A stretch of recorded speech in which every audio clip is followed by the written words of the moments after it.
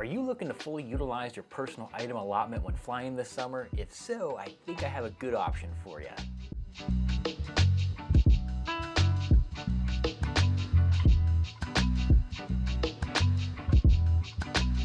Welcome to David Does. If you're new here, I appreciate you subscribing. If you're not new, welcome back. Some things have changed.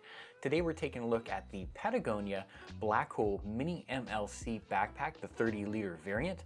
This backpack is not mine. My wife actually purchased it and she was kind enough to let me review it.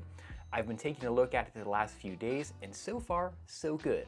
My go-to backpack is actually the Peter McKinnon Everyday Backpack, the 25-liter version, and that backpack has a different goal set in mind. It's really geared towards photographers of carrying around their gear as they travel, and in turn, you do sacrifice some space for securely transporting your gear and giving you some organization.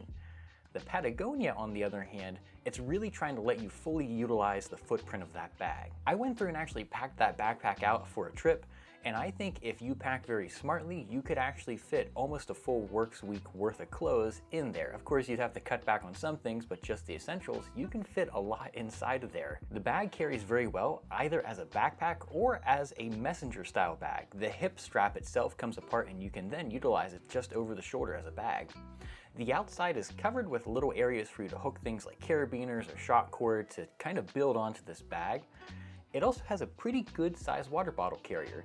Any standard size water bottle should fit inside of this. However, I suspect a full-size Nalgene will not fit.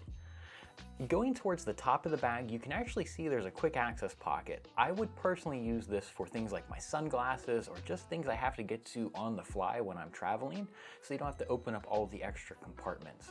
Between the shoulder straps is actually an area for you to connect this bag to your rolling luggage. So if you don't want to carry this around on your back at an airport, you can just throw it on your pull-around luggage, and that's a little bit less on your shoulders. Really nice for a long day at the airport. Loading this thing up on the inside, the main compartment is relatively large. If you use packing cubes like me, I like the Eagle Creek Packet Cubes, you can fit a lot of clothes in here. Also, if you use the Peak Design wash pouch or the Tech pouch, it fits extremely well. You can really load up this area just fine. Across from that, there's a few little zipper compartments which are nice for accessories, some wallets or jewelry, things like that. Things that aren't too thick will fit perfectly inside of there. Moving further into the actual laptop or electronics portion of this, I really like it. The laptop compartment is very well padded and it has room in front of it for something like an iPad. My framework laptop plus my iPad mini seems to be a perfect combo. Across from that is actually where you see a lot of intricate storage options. So you can hang your keys there. I have my SD card holder, as well as this really cool retro arcade emulator. This is also my wife. She picked it up on Amazon. I've been playing around with it. It's pretty cool. Game Boy games, PS1 games, really nice. I'll put a link to it in the description. You can also order this on places like Alibaba for a little bit less money, but it does take quite a while to get it.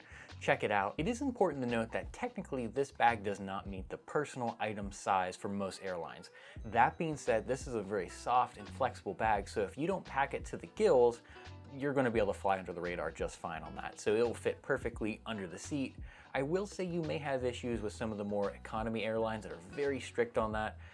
American, Delta, United, all those guys, you never really get checked for that as long as you're not carrying a huge piece of luggage. This will work very well.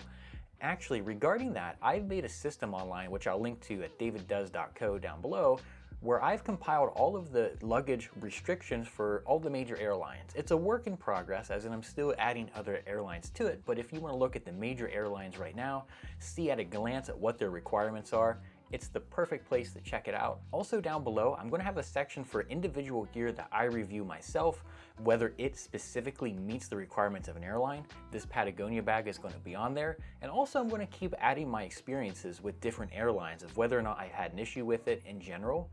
If you have some experience with different bags that you would like to send in, shoot me an email. You can find that information at my main page. If you have any other questions about this bag, let me know. I'm a brand new YouTube channel, so I love that type of interaction. I'm happy to do some research and reply back if I have some spare time. I really appreciate you subscribing. Thanks for watching. David Does.